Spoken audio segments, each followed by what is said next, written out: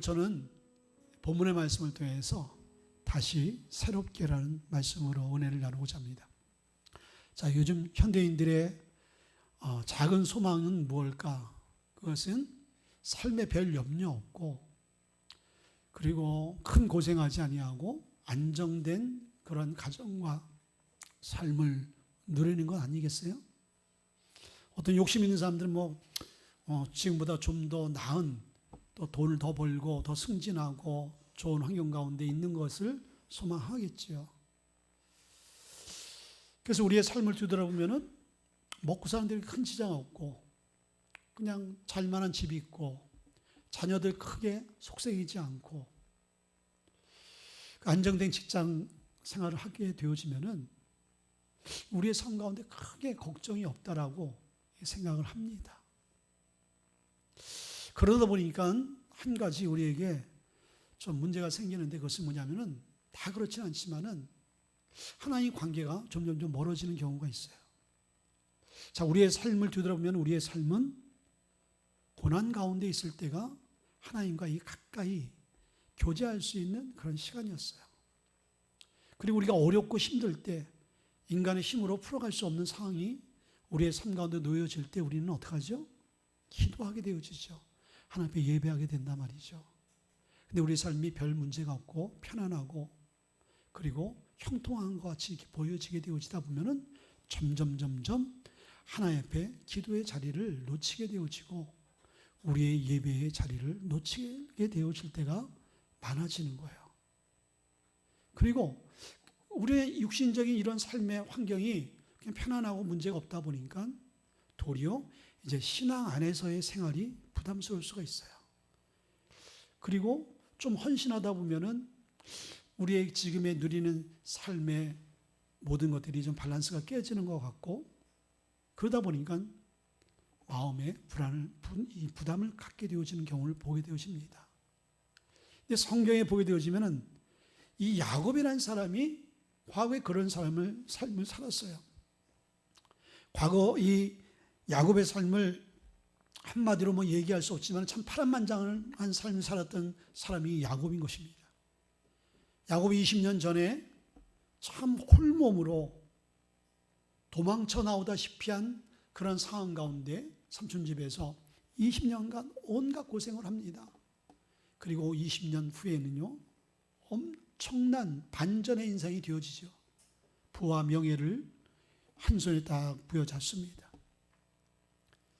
그리고 그 당시 화폐로 이제 평가할 수 있는 수많은 소나 양이나 낙타 이런 것들이 셀 수 없을 정도로 많아지고, 많은 종들을 거느리고 4명의 아내와 그 4명의 아내를 통해서 12명의 아들과 1명의 딸을 거느리는 정말 물질적으로, 환경적으로, 가정적으로 성공한 사람이었어요. 아무 문제가 없었어요. 야, 이대로 사는 것이 참 좋다. 근데 한 가지 문제가 있었어요. 그것은 하나님과의 관계에 문제가 있었습니다.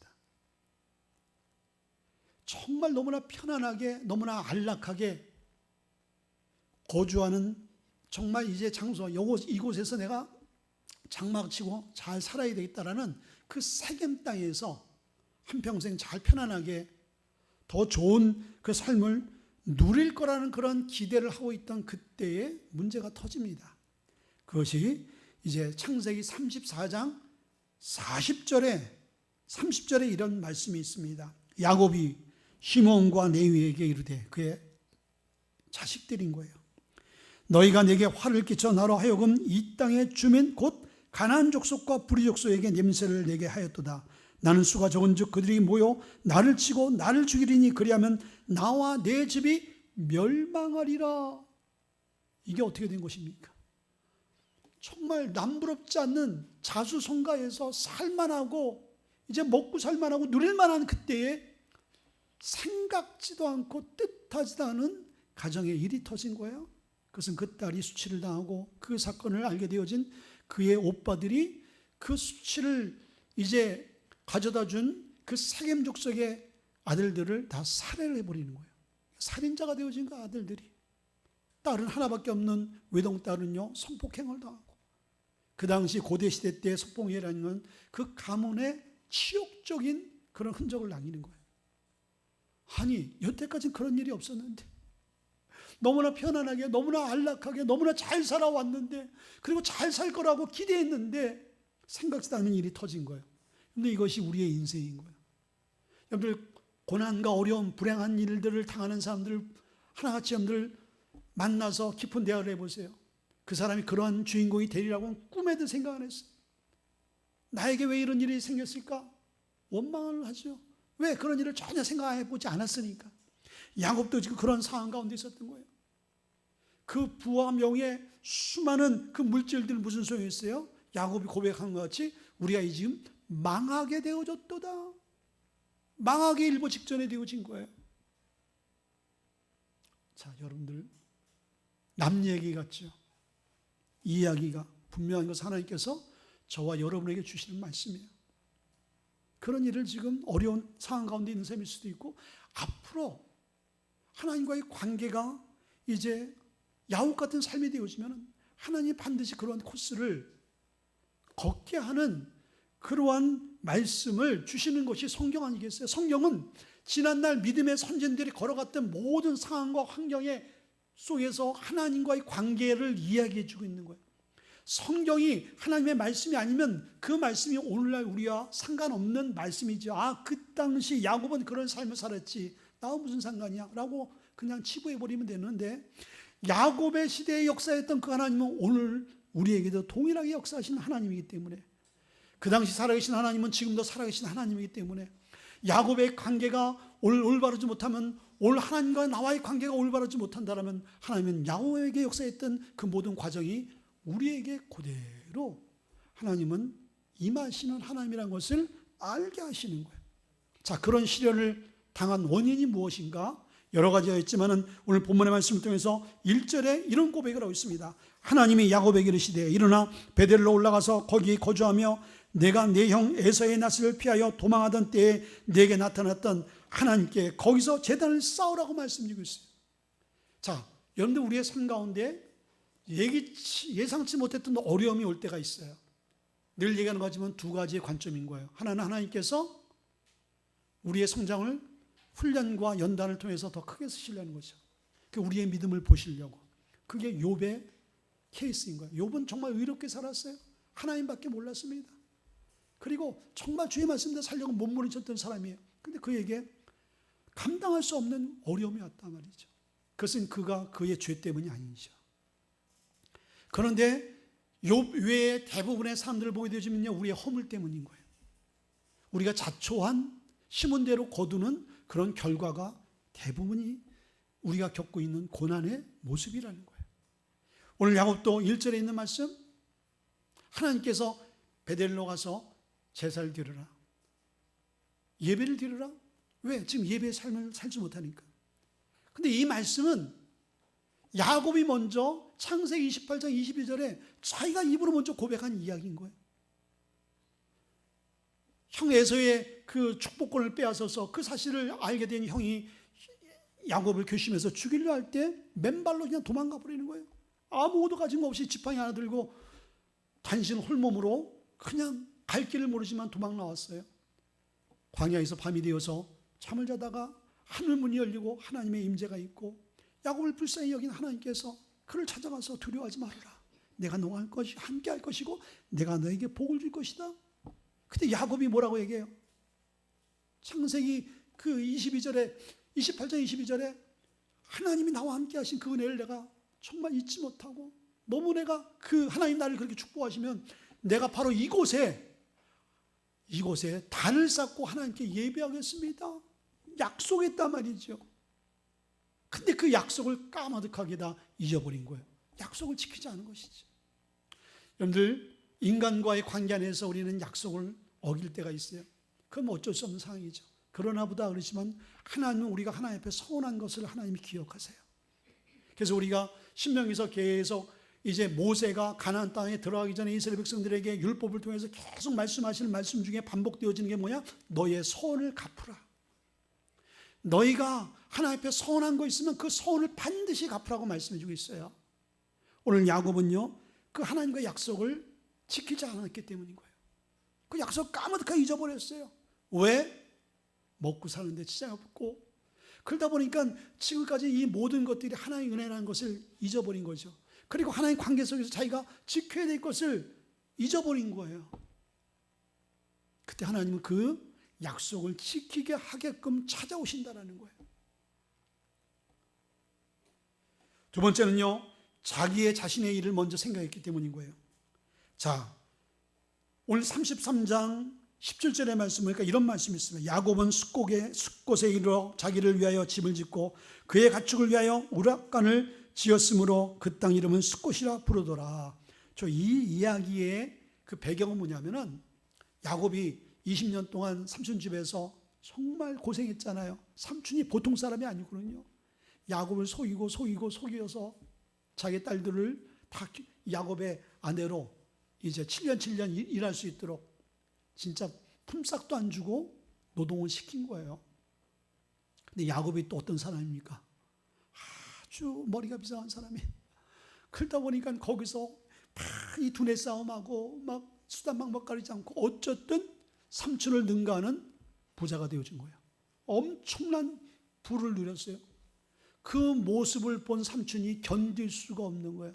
이놈이 지팡이 하나 들고 홀몸으로 왔다가 이 내 모든 것들을 다 빼앗아가? 굴러온 돌이 박힌 돌을 빼? 있을 수 없지. 그리고 이 삼촌의 이 부대가, 군사들이 야곱을 이제 추격해서 그 모든 것들을 빼앗으려고 추격해 올 때 하나님 그 모든 추격을 다 막아주세요.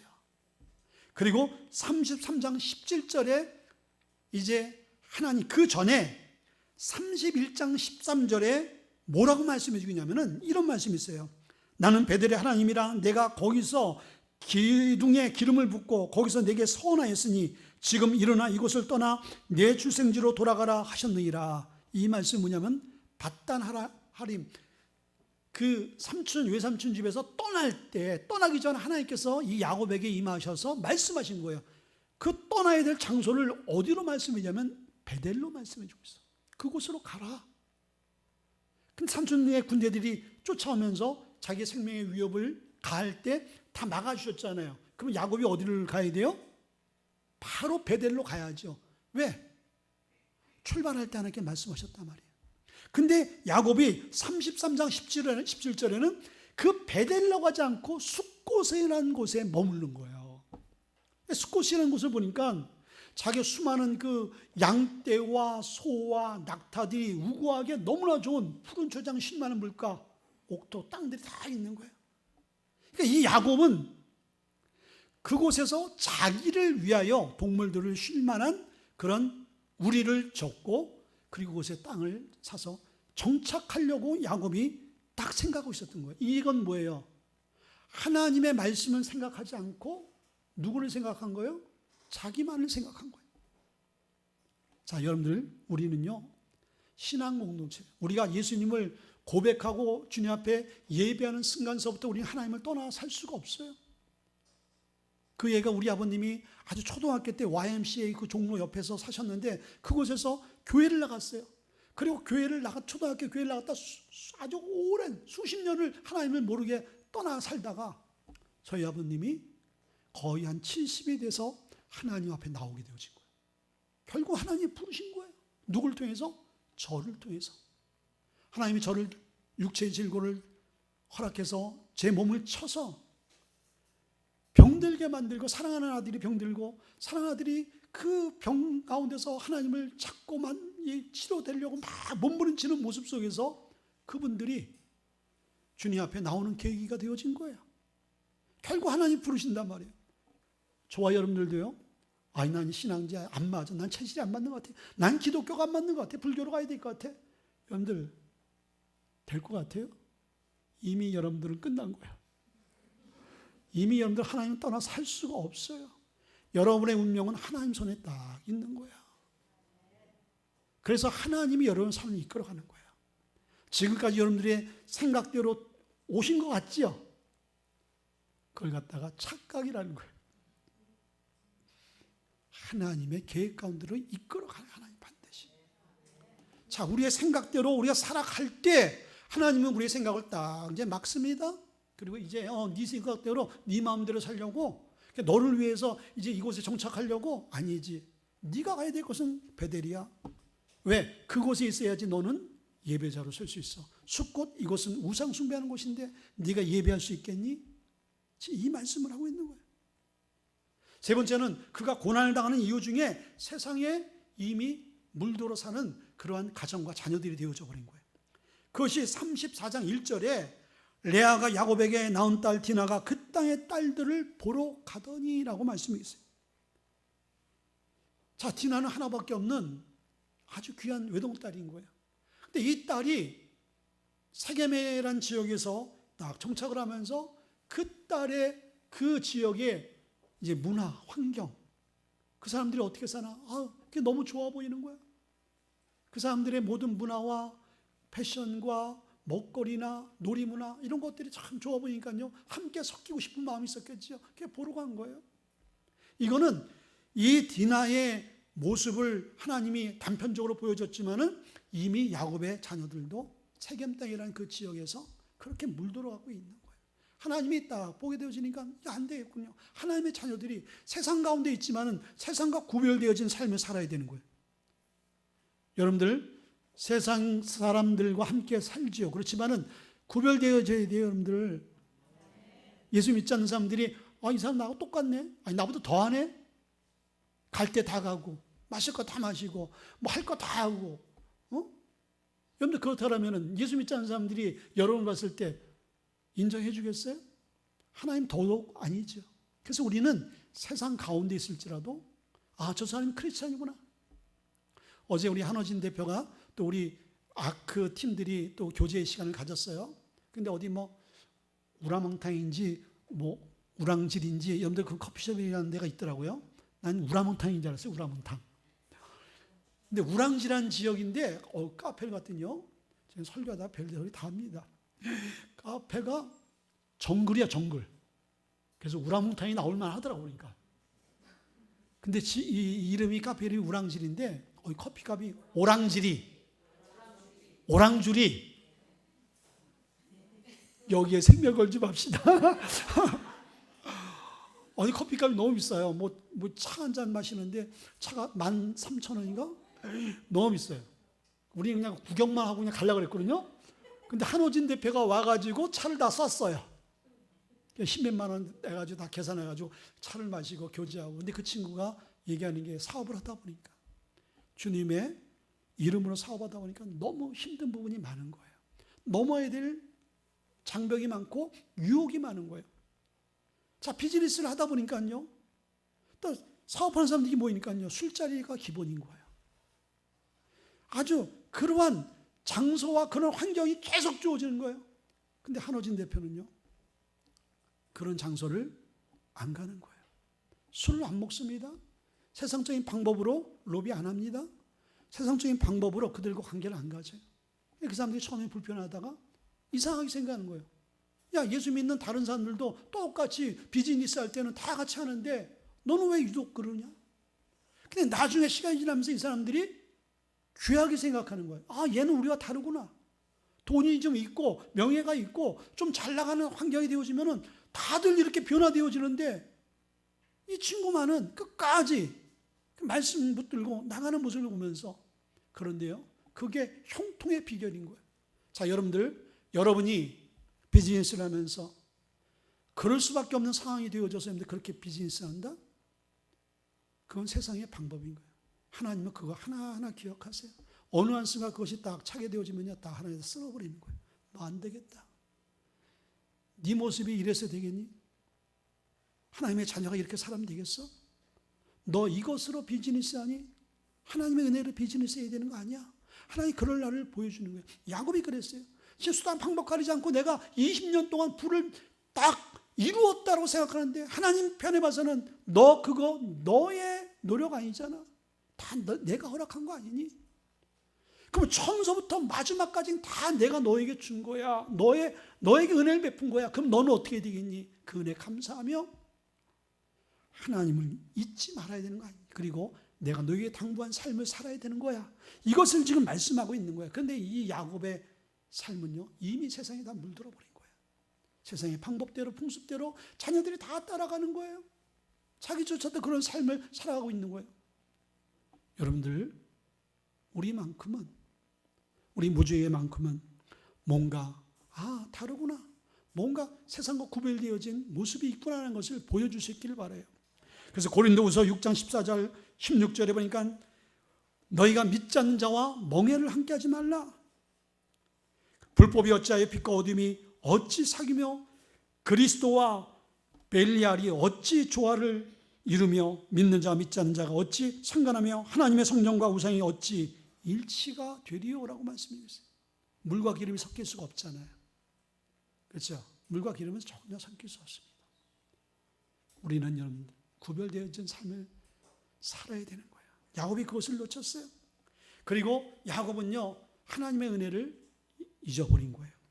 32장 10절의 말씀 보니까 아람에서 떠오른 야곱이 하나님께 기도하면서 이렇습니다. 나는 주께서 주의 종에게 베푸신 모든 은총과 모든 진실하심을 조금도 감당할 수 없사오니 내가 내 지팡이만 가지고 이 요단을 건넜더니 지금은 두 때나 이루었나이다. 자기 입으로 뭐라고 고백해요? 내가 지금 이렇게 성공한 것, 부와 명예 이룬 것 내가 할 수 없는데 하나님이 하셨습니다. 입으로는 이렇게 고백하고 있는 거예요. 맞아요. 야곱의 고백과 같이 야곱이 이룰 수 없는 성공을 이루게끔 누가 역사하신가요? 하나님이 주신 거예요.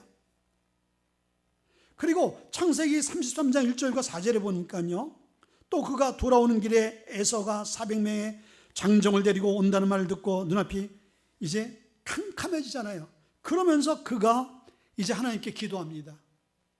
그때 하나님께서 약복강 건너편에서 야곱을 기다리는 에서 칼을 갈고 있었죠. 자기를 속이고 자기의 장자권을 빼앗아서 지금 야곱의 성공의 모습이 자기의 성공의 모습이 될 텐데 동생의 모습으로 오잖아요. 그러니까 그 축복과 그 명예는 누구 거라고 생각하는 거예요?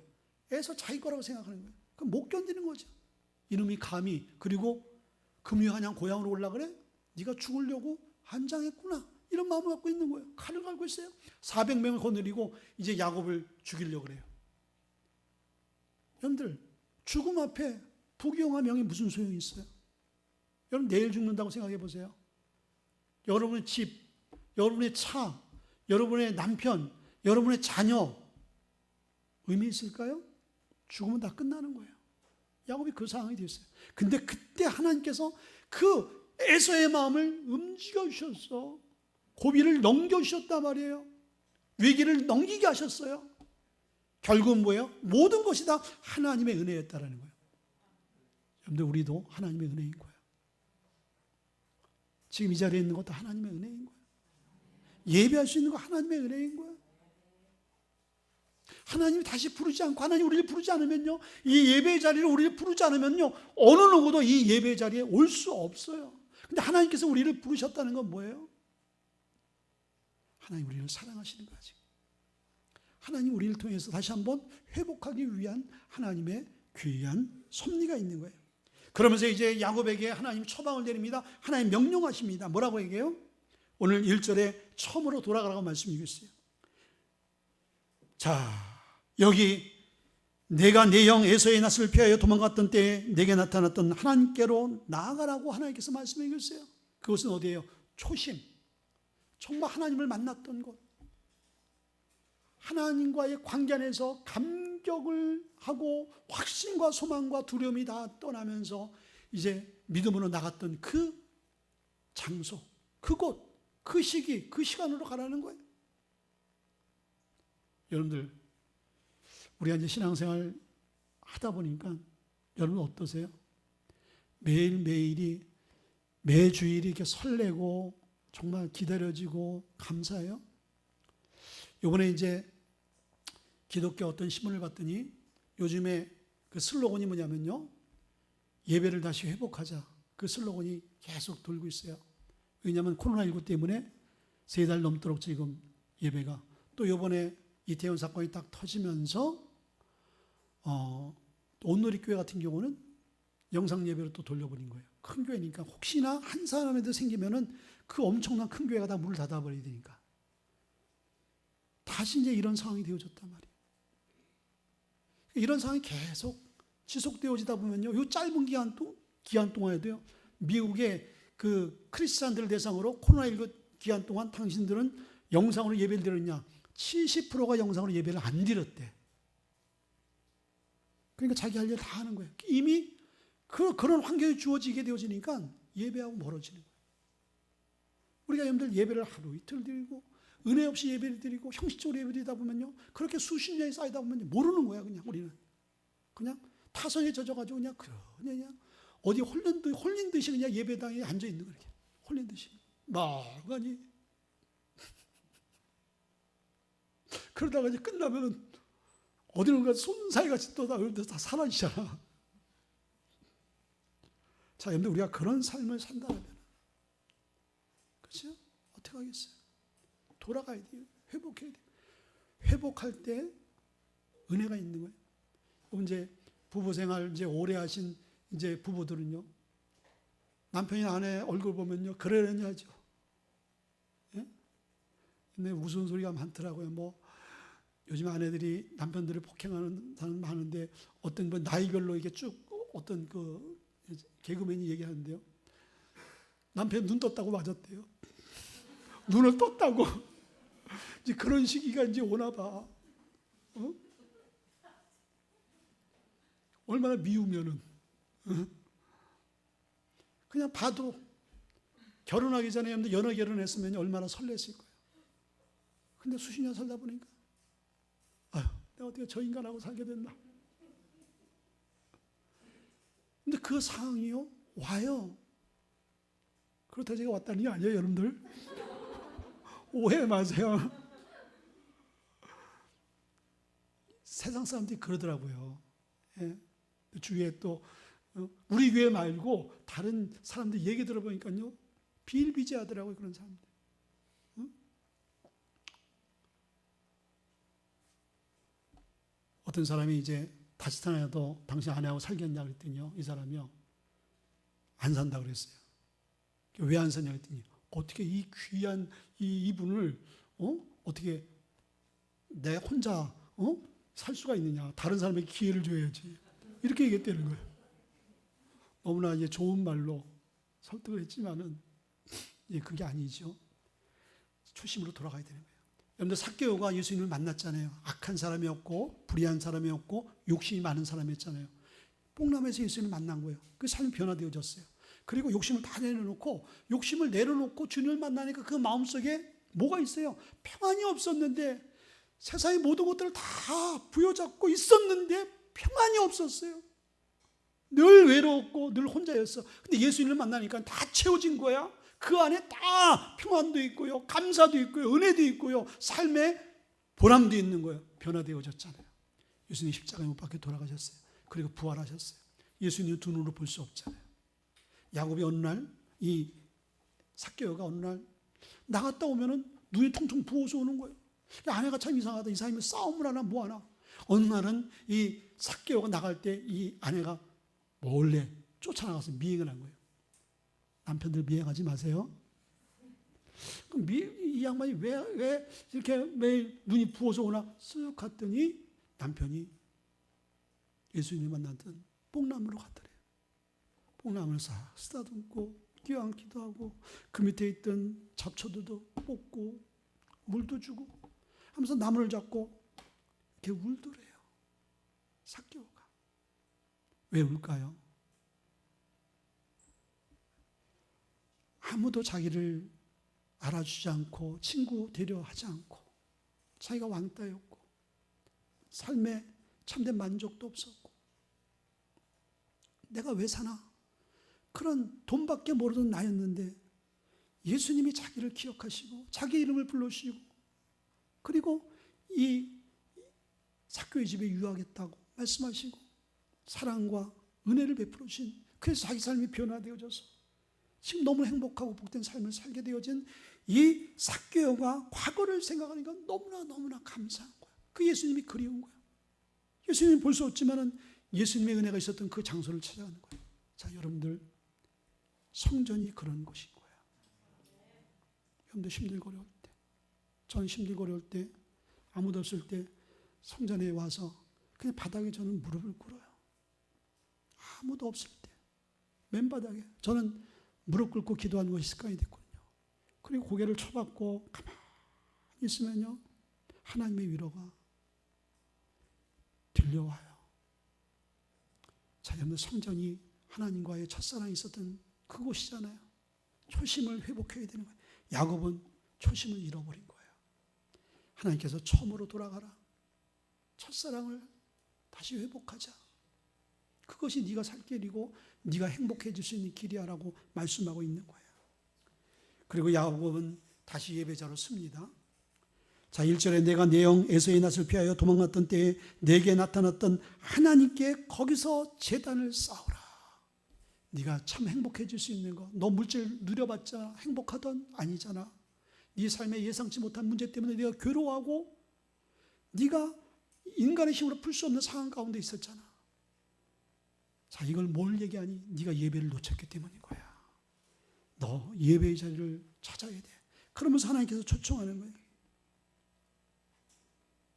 야곱이 이것을 이제 딱 깨달은 거야. 그래, 내가 참 행복해질 수 있는 것, 살 수 있는 것은 하나님과의 관계를 회복하는 거라는 것을 알게 되었습니다. 야곱이 결단하지요. 야곱이 이제 결단하면서 35장 2절의 말씀 보니까 너희 중에 이방 신상을 버리라고 말씀하셨어요. 자, 야곱이 이제 뭘 해요? 버리는 작업을 해요. 자, 여러분들 오늘 이 시간을 통해서 버리는 작업을 하세요. 뭘 버릴까? 한번 생각해 보세요. 하나님이 보시기에 좋지 않은 것 버려야 되는 거예요. 버려야 돼요. 결국은 우리가 버리지 않고 끝까지 붙들고 있는 것이 여러분들 욕심이더라고요. 탐욕이더라고요. 그 욕심. 근데 그것 때문에 우리가 다 족쇄에 딱 붙들리는 경우를 보거든요. 내려놓으면요, 손해볼 것 같고 안 되는 것 같고 부담스러운 것 같지만 여러분들 그게 더 유익이 되어지고 행복한 거예요. 의사가 중병에 걸려서 중증 환자가 되어서 병원에 왔을 때 의사가 뭐라고 얘기해요? 이거 하세요. 옛날에 의사가 처방해 준 거 보니까 정말 옛날에 죽기보다 싫은 것들, 안 먹었던 것들, 먹기 싫은 것들, 그런 것도 너무 많죠. 어떻게 해야 돼요? 살려면은 해야 되는 거예요. 바꿔야 되는 거예요. 예배가 회복되어지는 거예요. 이 코로나19 때문에 하나님 우리에게 주시는 게 예배 회복을 원하는 거예요. 요즘 한국교회가 아까 얘기했듯이 예배 회복을 하자는 슬로건으로 계속 나오고 있어요.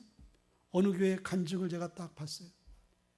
어느 성도가 울면서 통곡을 하면서 이번 코로나19 때문에 19를 인해서 너무너무 예배가 그립고 너무너무 예배에 대한 마음이 애절했다. 이렇게 3개월 동안 예배하지 못한 것이 너무너무 자기는 고통스러웠다. 여러분들 그러세요? 3개월 동안 예배하지 못한 것들이 여러분들 너무너무 편하지 않으세요? 너무너무 신나지 않으세요? 여러분 말고요. 여러분에게 내가 다그치는 거 아니에요. 혹시나 나에게도 이 질문을 던지는 거예요.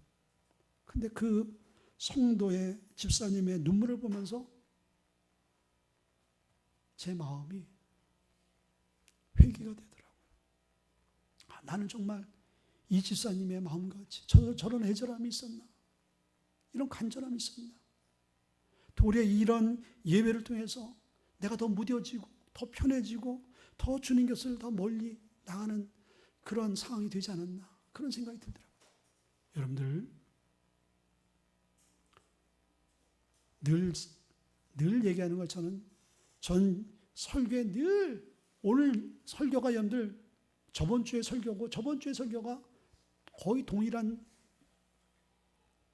의미가 뭘까요?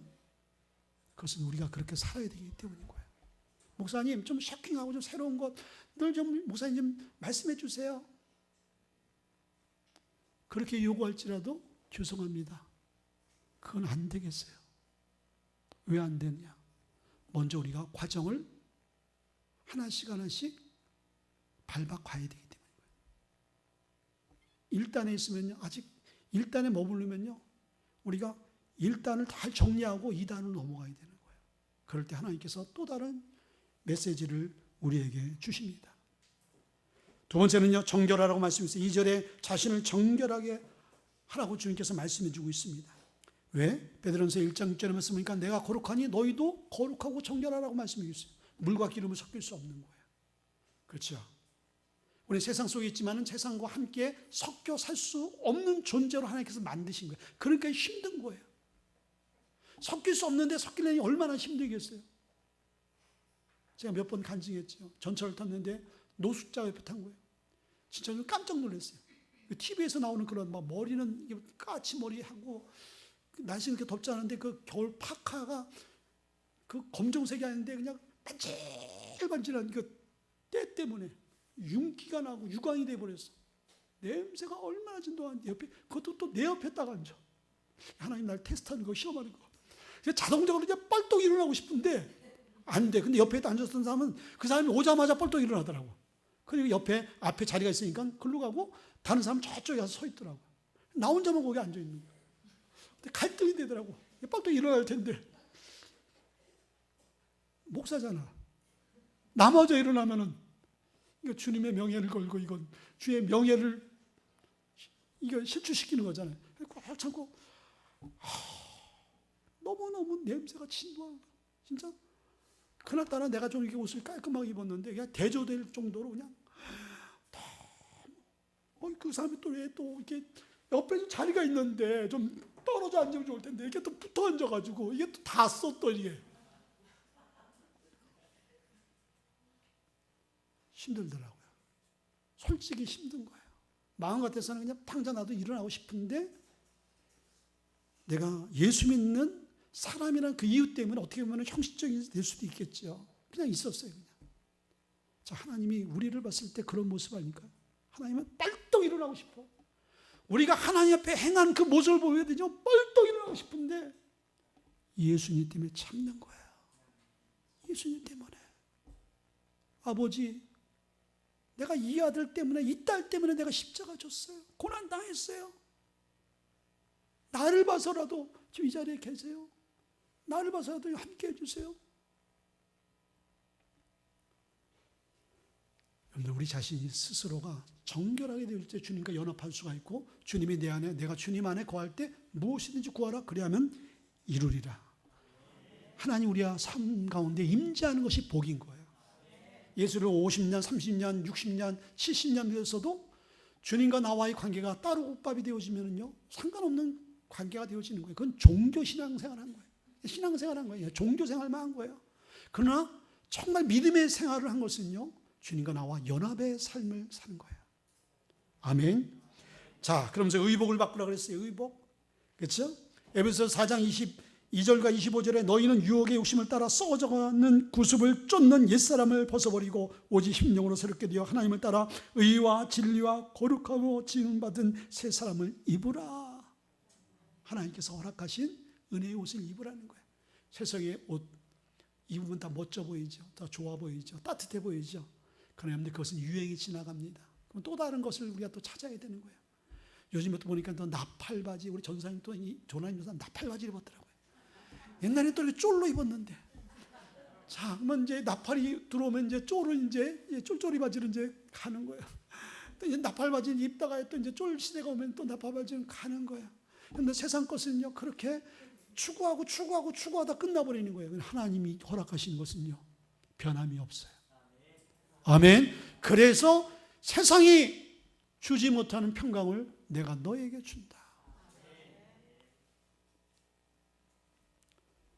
결론적으로 이제 순종하고 나가게 되었을 때 하나님께서 주시는 복 세 가지가 있습니다. 첫째는 5절의 말씀이니까 그들이 떠났으나 하나님이 그 사면 골들로 크게 두려워하여 야곱의 아들들을 추적하지 못하게 하였더라. 자,